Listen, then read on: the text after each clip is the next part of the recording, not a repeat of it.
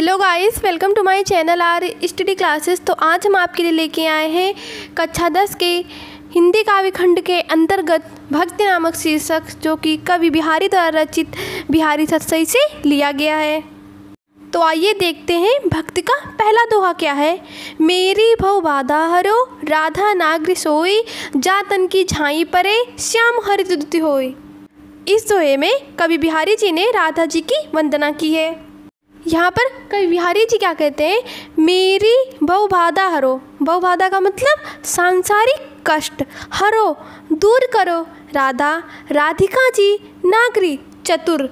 तो यहाँ पर कवि बिहारी जी क्या कहते हैं कि हे चतुर राधिका जी, मेरे सांसारिक कष्टों को दूर करें।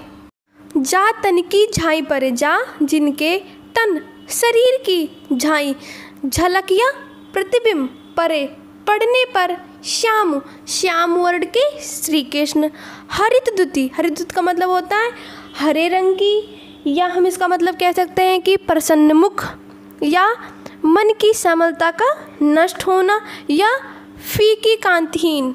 यहाँ पर हरित द्युति के कई अर्थ कह सकते हैं।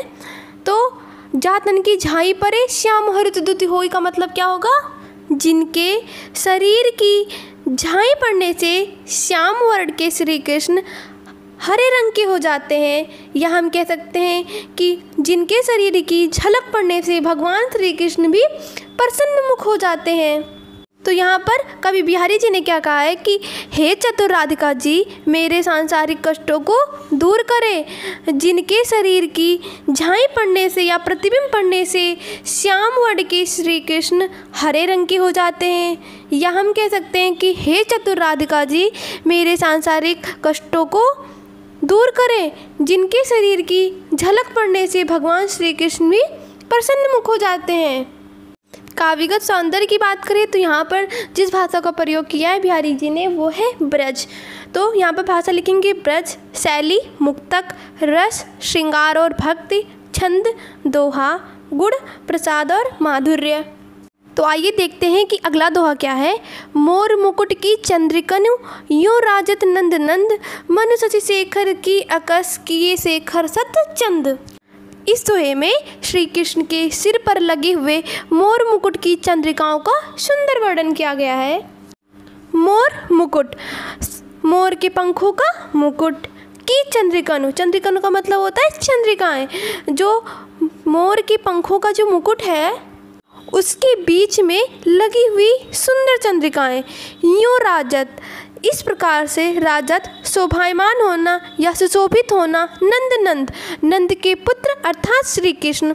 तो यहाँ पर कवि कहते हैं कि भगवान श्री कृष्ण के सिर पर मोर पंखों का जो मुकुट है और उसके बीच में बनी हुई सुंदर चंद्रिकाएं को देखकर ऐसा लगता है मनु मानो शशि शेखर, चंद्रमा जिनके सिर पर है अर्थात भगवान शंकर की बात हो रही है, कि अकस, अकस का मतलब प्रतिस्पर्धा। तो कवि के कहने का क्या मतलब है, जैसे मानो भगवान शंकर से प्रतिस्पर्धा करने के लिए किए शेखर सतचंद, मतलब सैकड़ों चंद्रमा, भगवान शंकर से प्रतिस्पर्धा करने के लिए उन्होंने सैकड़ों चंद्रमा सिर पर धारण कर लिया हो। तो यहाँ पर कवि के कहने का क्या आशय है कि भगवान श्री कृष्ण के सिर पर मोर के पंखों का जो मुकुट है और उसके बीच में लगी हुई सुंदर चंद्रिकाओं को देखकर ऐसा लगता है जैसे मानो भगवान शंकर से प्रतिस्पर्धा करने के लिए उन्होंने सैकड़ों चंद्रमा सिर पर धारण कर लिए हों। काव्यगत सौंदर्य की बात करें तो भाषा क्या होगा, ब्रज, शैली, मुक्तक, छंद, दोहा, रस, श्रृंगार, अलंकार, मोर मुकुट और शशि शेखर में अनुप्रास अलंकार होगा, और गुण, माधुर्य। सोहत ओढ़े पीत पटु श्याम सलोने गात, मनो नील मन शैल पर आतप परियो प्रभात। सोहत सुशोभित होना, ओढ़े ओढ़े हुए, पीतु मतलब पीले, पटु वस्त्र, श्याम श्याम वर्ण वाले श्री कृष्ण, सलोने सुंदर, गात शरीर। तो यहाँ पर कवि के कहने का मतलब है कि अत्यंत सुंदर श्याम शरीर पर पीले वस्त्र पहने हुए श्री कृष्ण इस प्रकार से शोभा पा रहे हैं। मनो मानो नीलमणि, नील मणि, शैल पर्वत, पर आतप पीली धूप पड़ रही हो प्रभात प्रातःकाल की, मानो नीलमणि के पर्वत पर प्रातःकाल की पीली धूप पड़ रही हो। अर्थात अत्यंत सुंदर श्याम शरीर पर पीले वस्त्र पहने हुए भगवान श्री कृष्ण इस प्रकार से शोभा पा रहे हैं मानो नीलमणि के पर्वत पर प्रातःकाल की पीली धूप पड़ रही हो। काव्यगत सौंदर्य की बात करें तो भाषा ब्रज, शैली, मुक्तक, रस, श्रृंगार और भक्ति, छंद, दोहा, अलंकार, पीतपटु, श्याम सलोने, पयो प्रभात में अनुप्रास अलंकार होगा। गुण माधुर्य। अगले दोहे में बिहारी जी ने क्या कहा है? अधर धरत हरिकय परत, ओठ डिटिपट ज्योति, हरित बांस की बांसुरी इंद्रधनुष रंग होती। इस दोहे में बांसुरी बजाते हुए श्री कृष्ण के हरे रंग की बांसुरी का इंद्रधनुष रूप का वर्णन हुआ है। अधर धरत हरिकय परत, अधर ओठों पर, धरत रखते हुए, हरि श्री कृष्ण के ओठ मतलब होठों के जो लाल वर्ण है, डिठी दृष्टि के श्वेत वर्ण, पट वस्त्र के पीत वर्ण, ज्योति तथा शरीर के श्याम वर्ण की जो कांति है, हरित बांस की बांसुरी हरे रंग के बांसुरी पर पड़ने से इंद्रधनुष के समान रंग होती बहुरंगी शोभा वाली हो गई है। काव्यगत सौंदर्य की बात करें तो भाषा ब्रज, शैली, मुक्तक, रस, भक्ति, छंद, दोहा, गुण माधुर्य। आइए अगले दोहे की ओर बढ़ते हैं। या अनुरागी चित्त की गत समझे नहीं कोई, ज्यों ज्यों बूढ़े श्याम रंग त्यों त्यों उज्जवल होय। या अनुरागी, अनुरागी का मतलब प्रेम करने वाला, चित्त मन की गति का मतलब दशा, समझे कोई नहीं, कोई समझ नहीं सकता है। तो यहाँ कवि कहना चाहता है कि श्री कृष्ण से प्रेम करने वाले जो मेरे मन की दशा है वो अत्यंत ही विचित्र है और इसकी दशा को कोई भी समझ नहीं सकता है। ज्यों ज्यों बूढ़े श्याम रंग, ज्यों ज्यों जैसे जैसे, बूढ़े मतलब डूबना या मग्न होना, श्याम रंग अर्थात श्री कृष्ण में। तो यहाँ पे कवि के कहने का मतलब है कि भगवान श्री कृष्ण के प्रेम में मग्न ये मेरा मन जो है, जैसे जैसे श्याम रंग में मग्न होता है, त्यों त्यों उज्ज्वल होय, त्यों तो वैसे वैसे उज्ज्वल, पवित्र या श्वेत होता जाता है।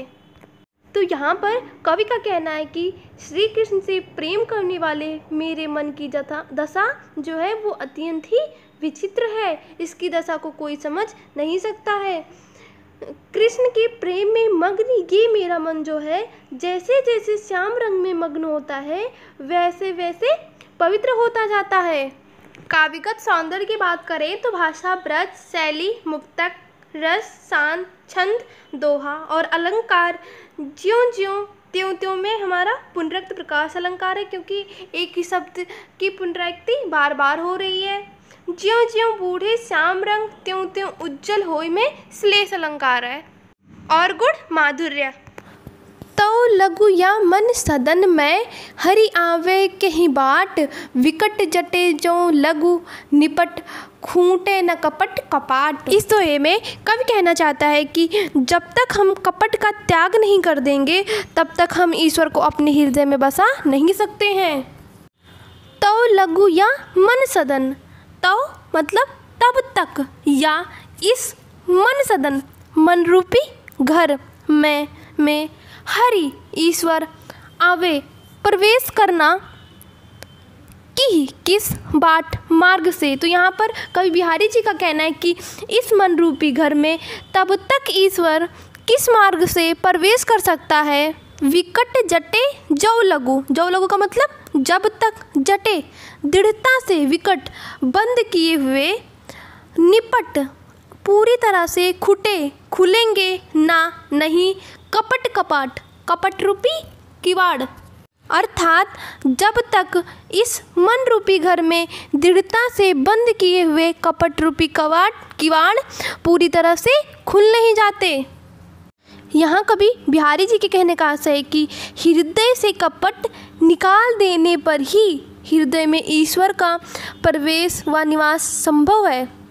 काव्यगत सौंदर्य की बात करें तो भाषा, ब्रज, शैली, मुक्तक, रस, भक्ति, छंद, दोहा, अलंकार हमारा क्या है, मन सदन, और कपट कपाट में रूपक तथा अनुप्रास, गुण, प्रसाद। अब हम अगले दोहे की ओर बढ़ते हैं। जगत जनायो जिह सकलु सो हरि जानियो नाही, ज्यों आँखन सब देखिए आँख न देखी जाहि। जगत जनायो जिह सकुल, जगत संसार, जनायो ज्ञान कराया, जी जिसने या जिस ईश्वर ने, सकलु समस्त। कवि यहाँ पर कहना चाह रहा है कि जिस ईश्वर ने तुम्हें समस्त संसार का ज्ञान कराया, सो हरि जानियो नहीं, उसी ईश्वर को तुम नहीं जान पाए। ज्यों आँखन, जैसे आँखों से सब देखिए, सब कुछ देखा जा सकता है, आँख न देखी जाए, परंतु आँखें स्वयं को नहीं देख सकती। तो यहाँ पर कवि ने क्या कहा है कि जिस ईश्वर ने तुम्हें समस्त संसार का ज्ञान कराया है, उसी ईश्वर को तुम नहीं जान पाए। जैसे आँखों से सब कुछ देखा जा सकता है, परंतु आँखें स्वयं को नहीं देख सकती। काव्यगत सौंदर्य में भाषा, ब्रज, शैली, मुक्तक, छंद, दोहा, रस, शांत, गुण, प्रसाद, अलंकार, अनुप्रास। तो आइए देखते हैं अगले दोहे में बिहारी जी ने क्या कहा है। जप माला छापा तिलक सरे न एको काम, मन कांचे नाचे वृथा साँचे राचे राम। यहाँ पर कवि बिहारी जी कहते हैं जप करने, माला फेरने, छापा मतलब चंदन का छापा लगाने से, तिलक लगाने, सरे न एको काम का मतलब एक भी काम, सरे पूरा, ना नहीं। अर्थात कवि का कहने का आशय है जप करने, माला फेरने, चंदन का छापा और तिलक आदि से एक भी काम पूरा नहीं होता। अर्थात बाह्य आचरणों से सच्ची भक्ति नहीं होती है। मन कांचे मतलब जिनका मन कच्चा है, नाचे वृत्ता वो व्यर्थ ही इधर उधर की क्रियाओं में भागते फिरते हैं। साचे राचे राम, साचे का मतलब सच्ची मन की भक्ति से, राचे प्रसन्न होते हैं, राम जी या ईश्वर तो केवल सच्ची मन की भक्ति से प्रसन्न होते हैं। यहाँ पर कवि बिहारी जी का कहना है कि जप करने, माला फेरने, चंदन का छापा और तिलक लगाने, इन सब से एक भी कार्य पूरा नहीं होता है। अर्थात इन बाह्य आचरणों से सच्ची भक्ति नहीं होती है। जो भक्त करने में कच्चा है वो व्यर्थ ही इधर उधर की क्रियाओं में भटकता रहता है। ईश्वर तो केवल सच्ची मन की भक्ति से प्रसन्न होते हैं। काव्यगत सौंदर्य में भाषा, ब्रज, शैली, मुक्तक, रस, शांत, छंद, दोहा, अलंकार, अनुप्रास और गुण, प्रसाद।